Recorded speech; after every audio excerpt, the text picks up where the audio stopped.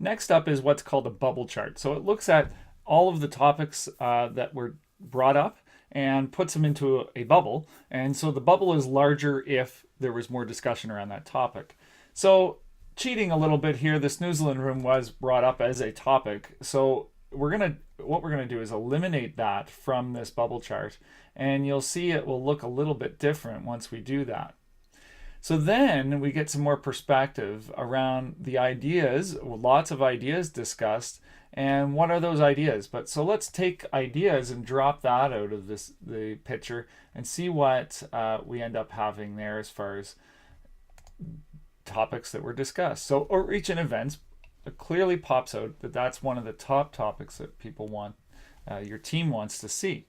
So around that, we've got all around here. So community, communication positive, communication negative right across from it, but smaller. They want to highlight things that are happening. The negativity of clients is a concern that's out there. And that reputation that exists, which is again highlighted over here with the negative reputation. Community events getting out there, so that's really closely tied to outreach events. Being supportive and that communication, both negative and positive, to get that out there into the community.